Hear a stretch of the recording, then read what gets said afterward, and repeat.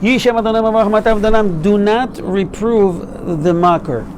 What does that mean? If I need to rebuke someone, do I need to select whom I should reprove and whom I should rebuke or not? Yes. The Torah teach you, some people don't rebuke them. Hold on. But the Torah says clearly, you must rebuke your fellow friend, otherwise the sin will be on your shoulder because you didn't warn him, you didn't teach him, you didn't guide him, you didn't tell him what he did wrong. Now I see a pasuk, a verse. It's not from the Torah, it's from Mishlei 9:8, but it says, do not rebuke the mocker. Why not? If he is a mocker, means he is a sinner. If he's a sinner, I should take advantage and help him out. Maybe save his soul. Mishlei, King Solomon says, don't mess with such a guy. Which guy are we talking about? We'll see in a minute. We are on the gate of silence. Right. In the third part, remember we learned last time that there are 5 categories of mockers. And the first one was one that he is he puts imperfections in people. The second one is the one that's mock other people. And now we're dealing with the third one.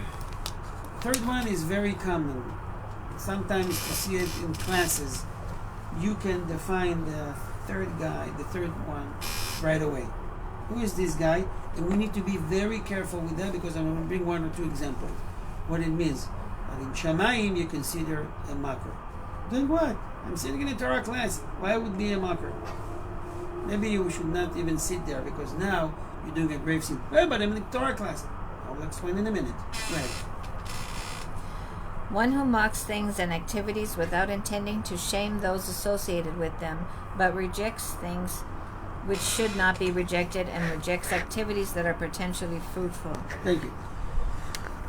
It's very dangerous when you speak in a group of people and you make fun of things. Oh, what I have to do netilat yadayim, come on, mayim achronim, forget it, we don't used to do that. Nonsense, whose custom is it?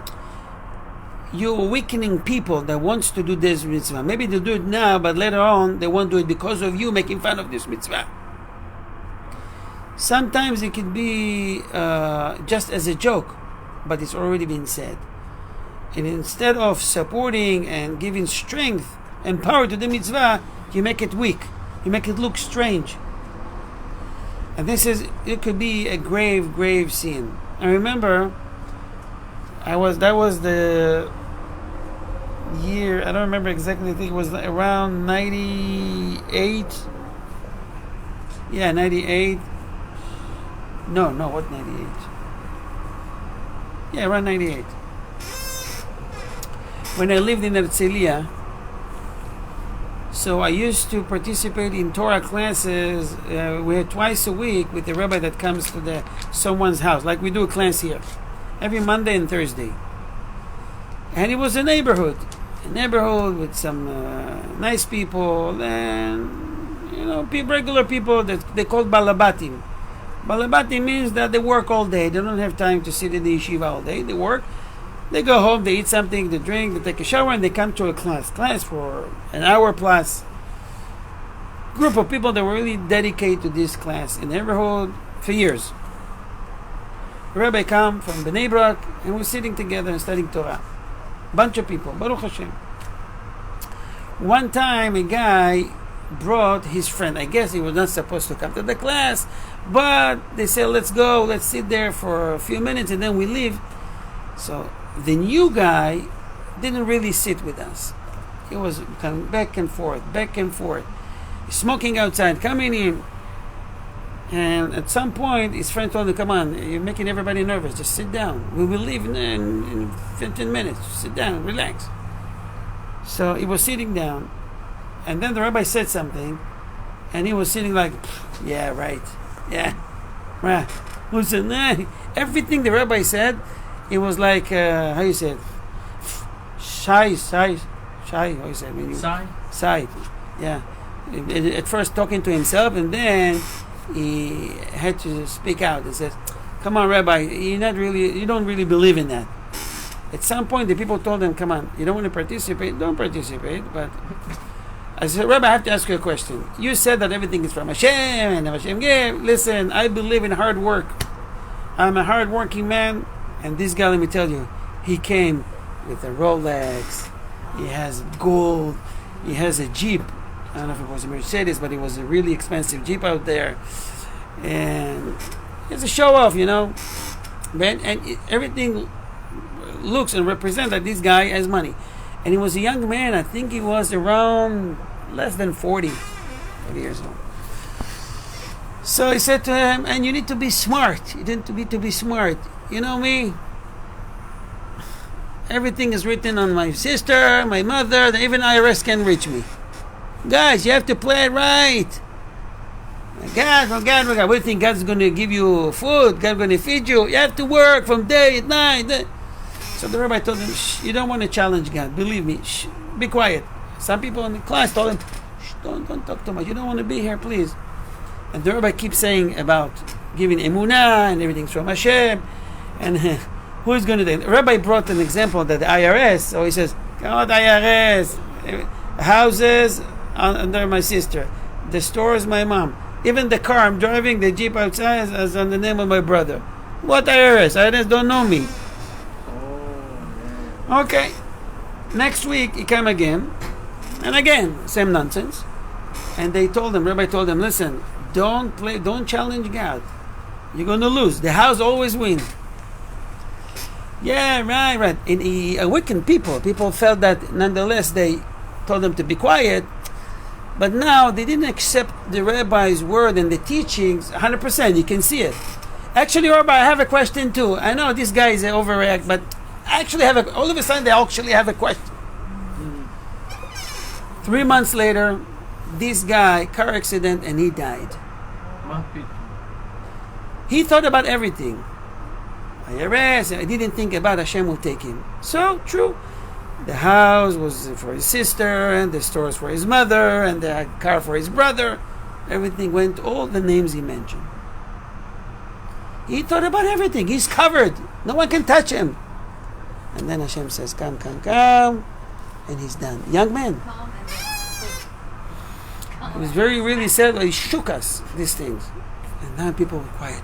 Shh. Listen and learn. Don't question or challenge God. Go ahead.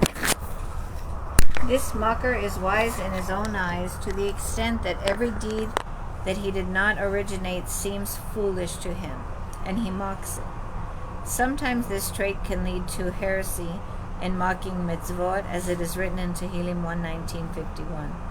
The willful ones have mocked me exceedingly, yet I have not turned away from your Torah.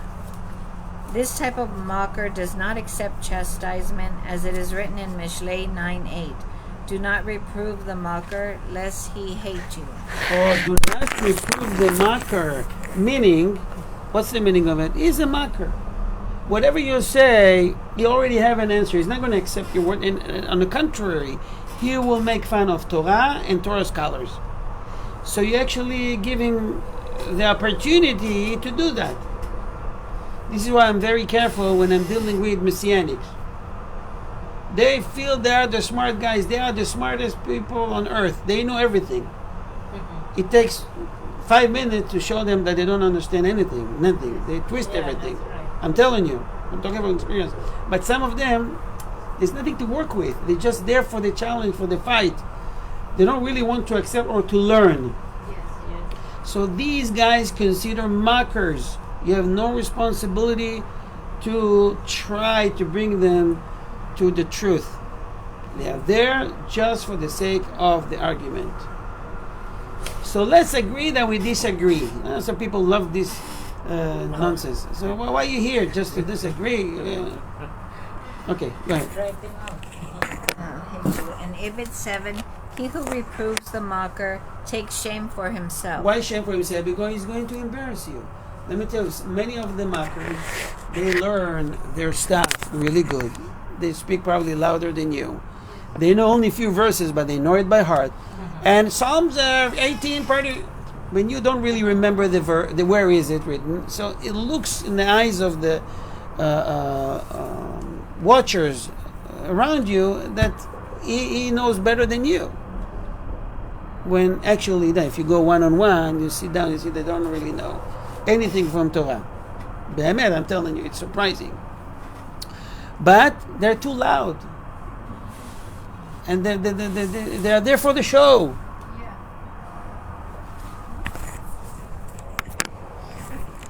Because he is wise in his own eyes, he mocks the deeds of another. This is the trait which has no remedy, as it is written in Ibid 26:12. Have you seen a man wise in his own eyes? There is more hope for the fool than for him. Okay. Why there's more hope for the fool than him? He's a smart guy. He's a professor in the university. But he considers mocker because he's smart in his own eyes. Even God cannot convince him. It's done deal. But the fool, at least he knows that he doesn't know. And he is willing to learn. Some people come to you only with answers. They don't have questions. They know everything. They ask the question for the sake of the argument, and then they come with, oh, that's it. I more than once, there's a video of me on YouTube, a debate with a guy. I'm showing him everything, black and white, written, that he is mistaken. He agrees with me. I agree with you. I don't argue with you.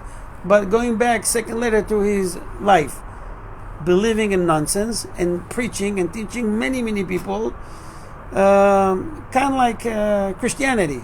What is Messianic? But he's with the yarmulke and tzitzit outside. He looks Jewish. Remember we went to his house? Yeah. We did the video? Yeah. Tzachi. Yeah. He was the witness. He was with me. Yeah. Doing a debate. So, you think he changed? No. We exchanged information. Nothing changed. So these guys considers mockers. I tried. I gave it a shot. In the end, he didn't want to continue. He just said no. At some point, he knew that messing up his show. Yeah. I think it was live, and then It was like. Yeah. And the point was to make CDs and a rabbi point of view of Torah, and then his. Yeah. But my point of view was to destroy his agenda. I'm teaching, I'm giving them what the Torah is all about, what the Torah says, and he's making up nonsense to hear it. You know what? I'm surprised to see the followers. Don't you have questions about what he just said? Turns out that they know even less than him. And they don't bother to open a book. They just open, maybe the Bible, and that's it. They don't read around it. Whatever they tell them, they take it for granted. This is the words of God, words of Hashem. In Orthodox Judaism, it's a mitzvah to question. Question the question. Yeah, what is it? Show it to me. In the Talmud, in this, we want to give you all the proofs. We can argue, Hillel and Shammai. Eventually, the truth is only one. You can say your opinion. We should investigate. Ask all your questions. You have no doubt in your mind. This is how you study in yeshivot. Who said that? Show it to me. Where is it? In the Bible, what's the pasuk? Oh, maybe the meaning is that. Oh, no, actually the meaning is that. Okay, now I know. Investigate it. Don't take it for granted. My rabbi taught me, don't believe me. I said the pasuk. Open it yourself. See if I'm right or wrong. I'm going to trick you. Sometimes I'm going to say some things to confuse you. So he had us open the books. And by doing that, we learn 10 times more. Okay. We should stay away from being such mockers. If we might mess up for everyone, especially for ourselves. Questions? There was one of the great teachers for martial arts. He said it's hard to teach someone who pretend that they already know everything. Right. Like a full cup of water. You cannot Right. add more. Right. It's already full. Right. That's what we said. Guys that is full of himself, Yeah. there's nothing he can add. He's already full. Yeah. So if you're humble and you're willing to accept and to learn, means prepare yourself as a vessel, empty vessel to accept Torah. I got the hint. I'm finishing. No, I got the hint. I'm finishing. I'm kidding. Oh, I'm kidding. I'm I'm kidding. sorry. I'm doing it to my wife all the time. And sometimes she's No, I stressed. don't. Okay, I'm finishing. I don't feel when I move. Take the pills I gave you. You're gonna feel. Believe me, it's a Yemenite stuff. I found that in pills. It's a Yemenite thing. The turmeric, but this is a special one. Everybody, on behalf of Ohev Israel Foundation, I want to thank and bless the Medina's families and all the participants. May Hashem give you beracha in everything you do. Hashem will save you from all nega or machana, any sickness. You'll get Bezrat Hashem a long life. May Hashem's protection will be over us, over all the participants, all those who watch this class. I want to thank also the Rojas family, Andy, that is putting a lot of efforts to help Ohev Israel Foundation. Every little problems I had with the website, he is the first to fixing it in a minute. I'm telling you, this guy, I want to wish him Refuah Shalema, Bezrat Hashem, be wealthy and be able to provide to his family in abundance. And all of those who supporting us get an extra beracha from Hashem. Amen. Amen. See you Bezrat Hashem next week, healthy and good.